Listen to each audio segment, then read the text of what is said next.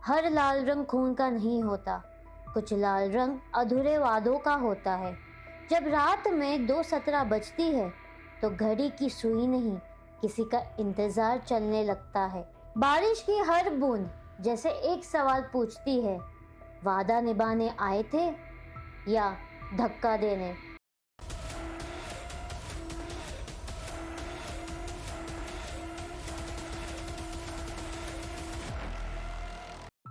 Om Namah Shivaya, Namaste and hello, this is Sharvari Mora. Welcome back to my channel. If you like my videos then please like, share and subscribe to my channel and don't forget to click the bell icon.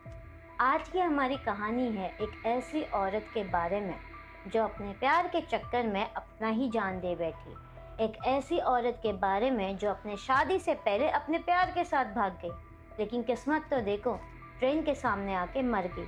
लेकिन वो कैसे मरी, क्या कहानी है, तो चलिए जानते हैं इस औरत की कहानी। ये कहानी है कोंकण रेलवेज की लाल साड़ी वाली औरत।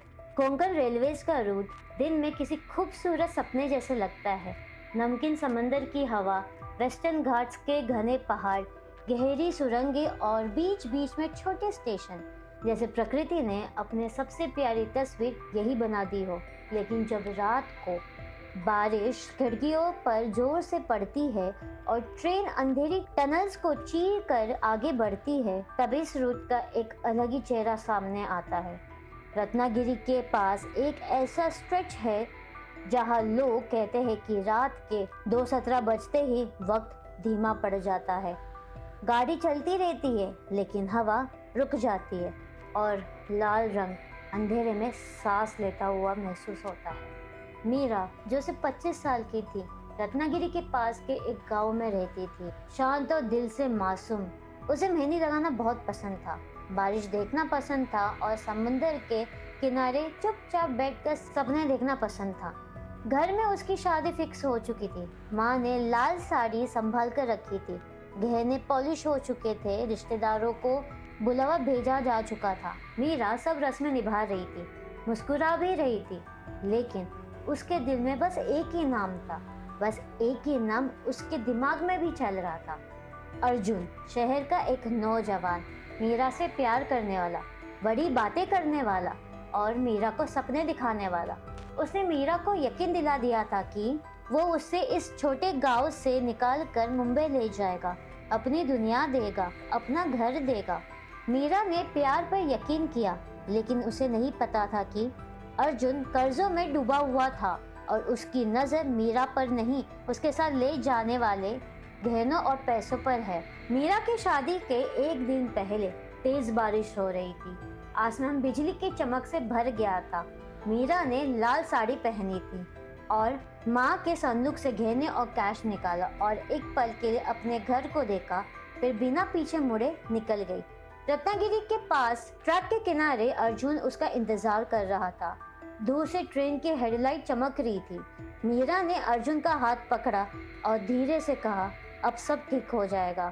ट्रेन करीब आने लगी, आवाज तेज होती गई, मिट्टी फिसलने लगी और उस एक पल में जहां मीरा को लगा था कि उसकी नई जिंदगी शुरू हो रही है, अर्जुन ने मीरा को जोर से धक्का दिया और मीरा सीधा ट्रैक पर गिर गई। ट्रेन रुकी नहीं। रात के 2:17 बजे थे। तेज बारिश हो रही थी। बारिश ने खून को तो धो दिया, लेकिन धोखा नहीं धो पाई। सुबह रिपोर्ट में लिखा गया सुसाइड। अर्जुन तो पैसा लेके भाग गया, लेकिन सुबह जो इंसान लाश के पास आया, उसको ऐसा महसूस हुआ कि मीरा किसी का इंतजार कर रही थी, लाल साड़ी में। उस रात के बाद लोग कहने लगे कि मीरा वही रह गई, लाल साड़ी में, भीगी हुई और बाल मुंह पे चिपके हुए। लोग ये भी कहने लगे कि रात के 2:17 के आसपास मीरा सिर्फ उन मर्दों को दिखती है जिनके दिल में किसी वादे को तोड़ने का बोझ छुपा होता है, स्पेशली वो जो अनमैरिड है।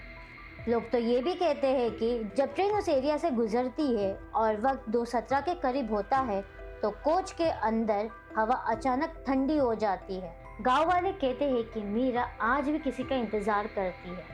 एक 27 साल का सॉफ्टवेयर इंजीनियर जिसने रिसेंटली अपनी गर्लफ्रेंड को बिना वजह छोड़ दिया था, रात के सफर में विंडो के पास बैठा था। टनल से निकलते ही उसने खिड़की में अपना रिफ्लेक्शन देखा, लेकिन रिफ्लेक्शन के पीछे लाल साड़ी में एक औरत खड़ी थी। उसने तुरंत मुड़कर देखा, सीट खाली थी। दोबारा रिफ्लेक्शन में देखा तो वो औरत बिल्कुल करीब थी। फोन की स्क्रीन अपने आप जल उठी। टाइम रात के 2:17 बजे थे। स्क्रीन पर धीरे धीरे शब्द उभरने लगे। मैंने भी यकीन किया था।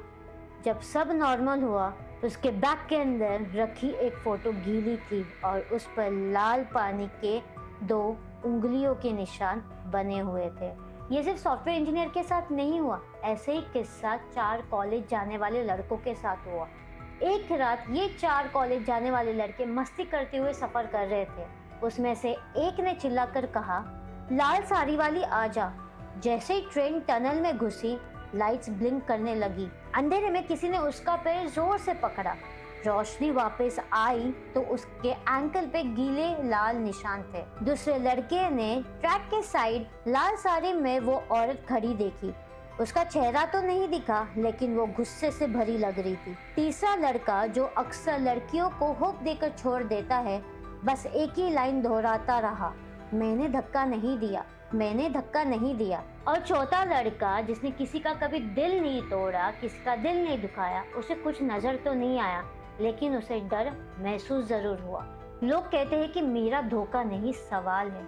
मेरा उस पल में अटकी हुई है जब उसे लगा था कि अर्जुन का हाथ पकड़ते ही सब कुछ ठीक हो जाएगा, अब उसकी जिंदगी संवर जाएगी।